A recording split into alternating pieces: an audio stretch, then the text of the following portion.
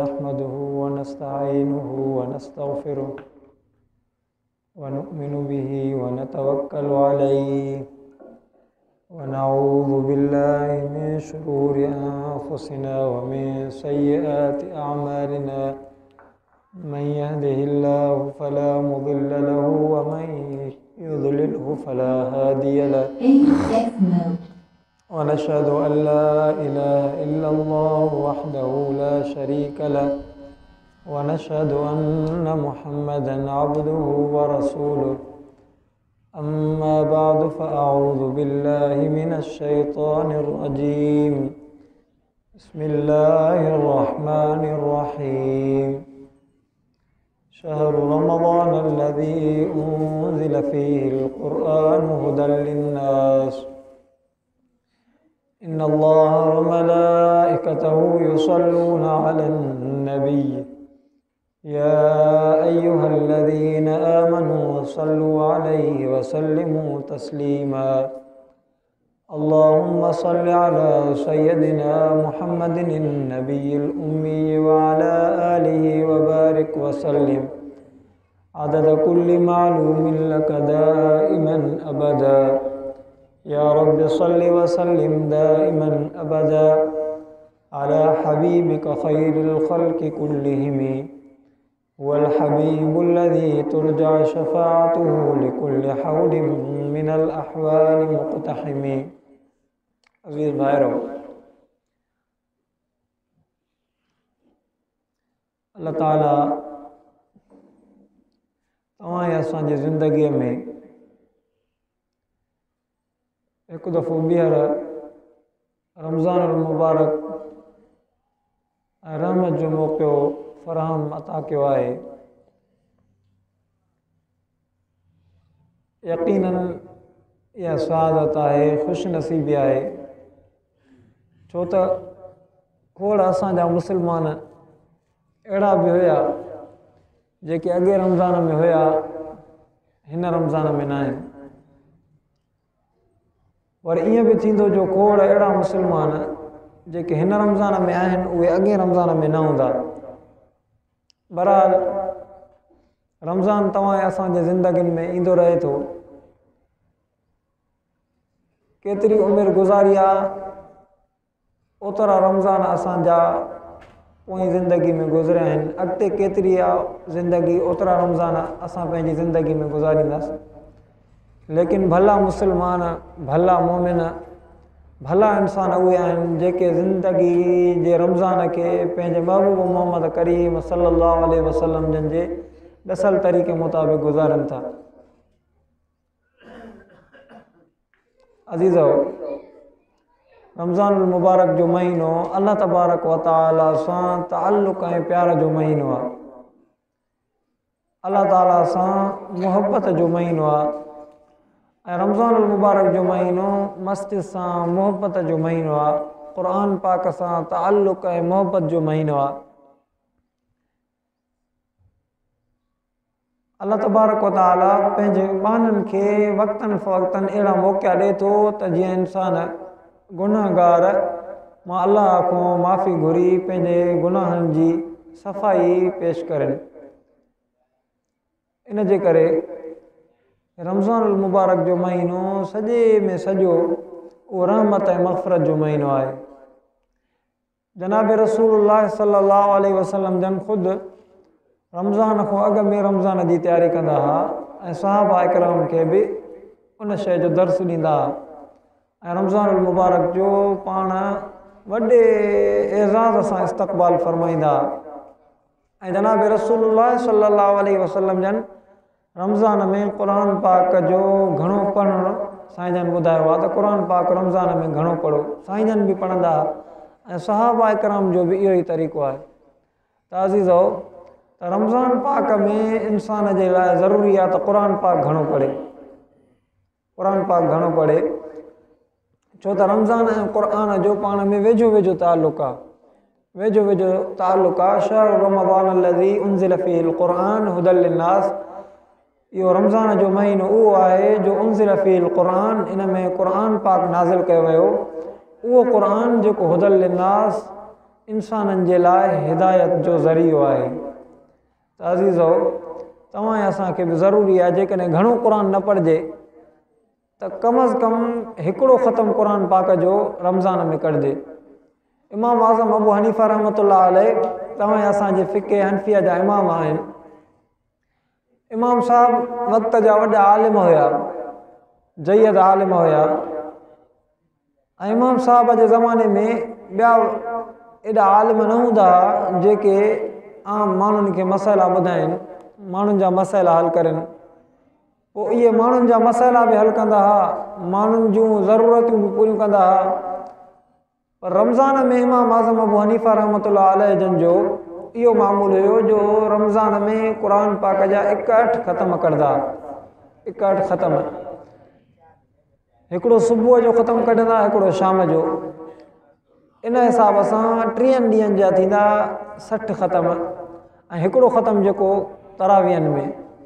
एॾी मसरूफ़ियतुनि जे बावजूद बि इमाम साहब रमज़ान में क़ुर पाक जो एॾो विर्द ऐं एॾी तिलावत फ़रमाइनि पिया। तव्हां ऐं असांजे लाइ बि सबक़ु आहे, तव्हां ऐं असांजे लाइ बि इहो पैगाम आहे त असां रमज़ान खे क़ुर सां मल्हायूं, क़ुर सां आबाद कयूं। हक़ीक़त में नादान मुस्लमान उहो आहे, नादान ऐं बेवकूफ़ मुस्लमान उहो आहे जेको रोज़ो त रखे थो, रोज़ो त रखे थो, पर उहो गुनाहनि खां नथो बचे। जनाब रसूलुल्लाह सल्लल्लाहु अलैहि वसल्लम जन जी बि हदीस आहे त खोड़ अहिड़ा रोज़ेदार आहिनि जिन खे बुख खां सवाइ कुझु नसीब नथो थिए। सिर्फ़ु उन्हनि खे बुख जी उहा ॾुखियाप हासिलु थिए थी, बाक़ी उनजो रोज़े जो सवाबु, रोज़े जो नूर, रोज़े जी रूहानियत, रोज़े जो लुत्फ़ उहो उन्हनि खां हलियो थो वञे, उन्हनि खे हासिलु नथो थिए। फरमायूं त उहे अहिड़ा इंसान आहिनि जेके रोज़ो त रखनि था, पर रोज़े रखण जे बावजूद बि अलाह जी नाफ़रमानी में निमाज़ नथा पढ़नि।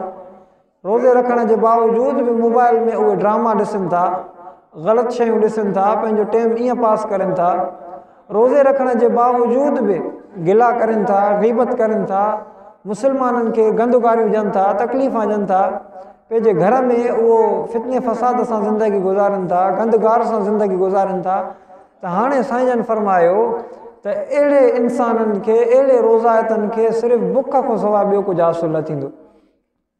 उहो जेको रोज़े जो लुत्फ़ आहे, रोज़े जी रूहानियत आहे, रोज़े जो मज़ो आहे, रोज़े सां जेको अलाह जो कुर्ब मिलंदो आहे, अलाह जी मुहबत ऐं अलाह सां तालुक़ु क़ाइमु थींदो आहे, अहिड़नि इंसाननि खे उहा शइ हासिलु न थींदी। इन जे करे अज़ीज़ो, ज़रूरी आहे त असां ऐं तव्हां रोज़ो रखी करे वरी ग़ैर शरई कमनि खां बचूं, गुनाह खां बचूं, बुराइनि खां बचूं, गुमराही खां बचूं, हराम खाइण खां, हराम कमाइण खां बचूं। अहिड़े तरीक़े सां रोज़ो त इंसान खे सफ़ा नरम करे थो छॾे। अलाह वारा नेक सालिबाना त रोज़े में, रमज़ान में पंहिंजे उन वक़्त जो, शेड्यूल जो हिकिड़ो तायुन करे छॾंदा आहिनि, पाबंदी करे छॾंदा आहिनि त फलाणे वक़्त खां फलाणे वक़्त ताईं मूंखे इबादत करणी आहे, फलाणे वक़्त खां फलाणे वक़्त ताईं मूंखे क़ुर पाक पढ़णो आहे, फलाणे वक़्त खां फलाणे वक़्त ताईं मूंखे निंड करणी आहे। जॾहिं तव्हां ऐं असां बि ईअं पंहिंजे रमज़ान खे शेड्यूल सां मुक़ररु कंदासीं, पंहिंजी निंड जो बि टाइम, पंहिंजे इबादत जो बि टाइम, पंहिंजे क़ुर पाक जो बि टाइम, त इन करण सां तव्हां ऐं असांखे गुनाह जो मौक़ो ई न मिलंदो, गुनाह जो मौक़ो ई न मिलंदो। पोइ भलो ईअं आहे त इंसान रोज़ो रखी थोरी इबादत करे, घणी निंड करे। जेकर इंसान सम्झे थो त मां गुनाह थी वेंदो, बुराई थी वेंदी रोज़े में बि, त पोइ भलो उहो इंसान आहे, भलो तरीक़ो इहो आहे त इंसान बसि निमाज़ पढ़े, वरी थोरो क़ुर पाक जी तिलावत करे, ॿियो टाइम निंड में गुज़ारे। एतिरो त थींदो, भला इबादत न कंदो त गुनाह खां बचंदो। इन जे करे अज़ीज़ो, ज़रूरी आहे त असां क़ुर पाक खे ईमान जी सलामती सां गुज़ारियूं, हया सां गुज़ारियूं, उन नूरानियत सां गुज़ारियूं। बाक़ी रमज़ान मुबारक में तव्हां ऐं असांजी हिकु नेकी जो अजुरु ॿीणो थो थी वञे, ज़िक्र अज़कार जो, अहिड़े तरीक़े सां क़ुर पाक जी तिलावत जो, नफ़िलनि जो, सदके जो, निमाज़ जो अजुरु ॿीणो थो थी वञे। ईअं ई जेकॾहिं इंसान रमज़ान में अमल करे थो त ॿीणो थो थी वञे, वरी हिकिड़ो इंसान रमज़ान में जेकॾहिं गुनाह करे थो, गुनाह करे थो त वरी उन गुनाह जो जेको आहे कफ़ारो बि ॿीणो थो थी वञे। हिकु गुनाह करे थो त हुनखे डबल गुनाहनि जो जी सज़ा मिलंदी। एॾी वॾी ॾुखी ॻाल्हि आहे। इन जे करे अज़ीज़ो ज़रूरी आहे तव्हां ऐं असां पंहिंजे रमज़ान खे अलाह सां ताल्लुक़ वारो करे छॾियूं। जनाब रसूलुल्लाह सल्लल्लाहु अलैहि वसल्लम जन हिकु दफ़े मस्जिद शरीफ़ में मेहराब ते इन मिंबर ते चढ़नि पिया। मिंबर ते चढ़नि पिया त पहिरें ॾाके ते चढ़ियो बि आमीन चयूं, वरी मिंबर जे ॿिए ॾाके ते चढ़िया बि आमीन चयूं, टे ॾाके ते चढ़िया बि आमीन चयूं। सहाबा इकराम जॾहिं साईं जन फारिग़ थिया त सहाबा इकराम पुछो, अलाह जा रसूल तव्हां सां कंहिं ॻाल्हायो त कोन, कंहिं दुआ त न घुरी, तव्हां आमीन चओ पिया। हालांकि दुआ जे पूरे थियण वक़्तु आमीन चइबो आहे। पोइ साईं जन सल्लल्लाहु अलैहि वसल्लम जन सहाबा इकराम खे सम्झायो, ॿुधायो त जेका जंहिं वक़्तु मां पहिरीं ॾाके ते चढ़ां पियो, पहिरीं ॾाके ते चढ़ां पियो त हज़रत जिब्राइल अलैहिस्सलाम खे अलाह ताला मोकिलियो। हज़रत जिब्राइल अलैहिस्सलाम फरमायो त ऐं अलाह जा रसूल, उहे इंसान जेके पंहिंजे पोड़प पंहिंजे पीउ माउ खे, पंहिंजे अबे अम्मा खे पोड़प में लहनि था, उन्हनि जी ख़िदमत नथा करनि, ख़िदमत करे जन्नत हासिल नथा करनि, त अलाह जा रसूल उन्हनि ते तूं लानत मोकिल, उन्हनि ते लानत आहे। त उन वक़्तु साईं जन फरमायो त मां आमीन चई।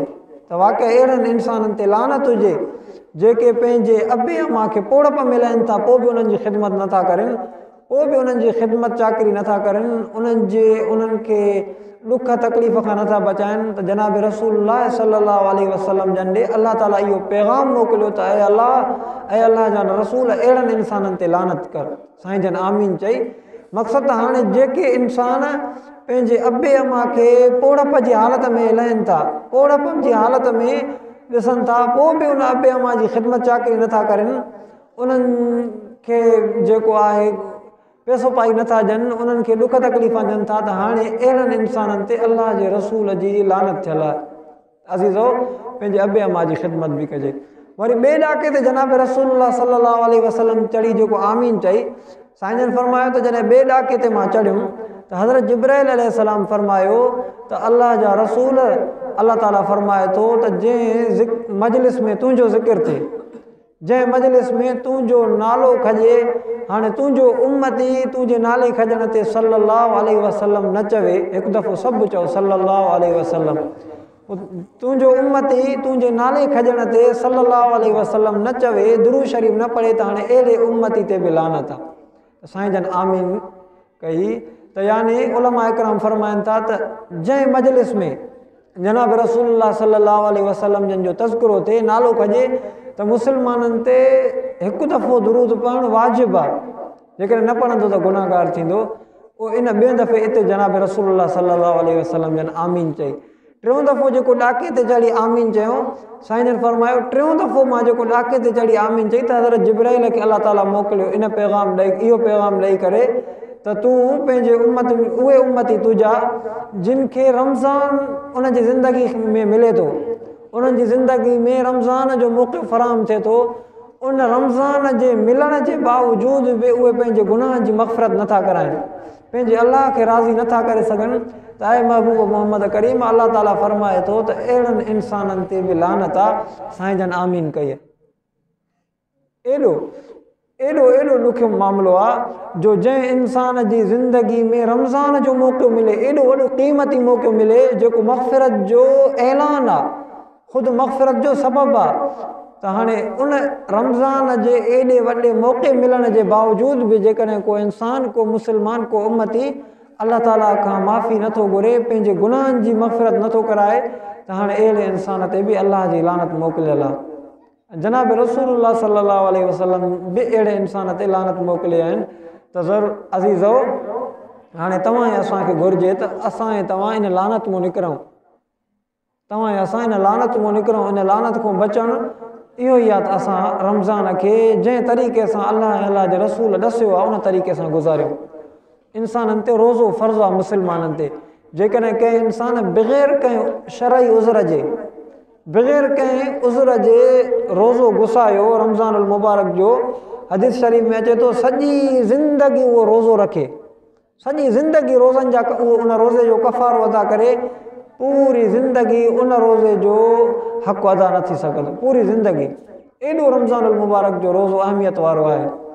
ऐं जेकॾहिं को इंसानु रमज़ान मुबारक में खाए पीए थो, ॿियनि मुस्लमाननि जो ख़्यालु नथो करे, ऐं रमज़ान मुबारक में वरी जेको आहे उअं ई आम ॾींहंनि वांगुरु गुनाह करे थो, आम ॾींहंनि वांगुरु मस्जिद ऐं निमाज़ खां परे आहे, आम ॾींहंनि वांगुरु क़ुर खां परे आहे, हाणे इन इंसान ते बि अलाह तबारक व तआला जी वॾी कावड़ हूंदी आहे, वॾी कावड़ हूंदी आहे। इन जे करे अज़ीज़ो तव्हां ऐं असांजे लाइ ज़रूरी आहे, मौक़ो आहे त तव्हां ऐं असां अलाह तबारक व तआला खां माफ़ी वठूं, पंहिंजे गुनाहनि जी माफ़ी वठूं, पंहिंजे मुसीबतुनि जी माफ़ी वठूं, पंहिंजे जेके असांजा वॾड़ा हलिया विया आहिनि उन्हनि जे दर्जात जे लाइ असां अमल कयूं, उन्हनि जे मग़फ़िरत जे लाइ असां तव्हां अमल कयूं, त तव्हां त असांजो हे जेको मौक़ो मिलियलु आहे अलाह ताला जे तरफ़ां इहो हिकिड़ो ख़ुशगवार थी वञे ऐं इहो भलो थी वञे, भलो थी वञे। रमज़ान तव्हां ऐं असांजो गुज़री वियो, अॼु ॿियो रोज़ो आहे, अॼु ॿियो रोज़ो आहे। खोड़ अहिड़ा इंसान हूंदा जेके रोज़ो न रखियो हूंदो, उन्हनि जा बि इहे 2 ॾींहं गुज़रिया हूंदा, ऐं अल्हम्दुलिल्लाह तव्हां ऐं असां रोज़ो रखियो आहे त तव्हां ऐं असांजा बि इहे 2 ॾींहं गुज़री विया। लेकिन भला इहे ॾींहं तव्हां ऐं असांजा आहिनि जेके रोज़ो नथा रखनि, जेके क़ुर ऐं मस्जिद सां ताल्लुक़ नथा रखनि, उहे इंसान जनाब रसूलुल्लाह सल्लल्लाहु अलैहि वसल्लम जन जे हदीस जी रोशनी जे मुताबिक़ उहे अलाह जी लानत में आहिनि, उहे पंहिंजी मग़फ़िरत हासिलु नथा करनि, उहे अलाह जी लानत में आहिनि। इन जे करे अज़ीज़ो इन ॻाल्हि ते सोचणु घुरिजे, हिन मौक़े मां फ़ाइदो वठणु घुरिजे। अल्लाह तबारक व तआला खां दुआ आहे अल्लाह ताला तव्हां ऐं असांखे रमज़ान मुबारक जो अदम ऐं एतिराम नसीब अता फ़रमाए।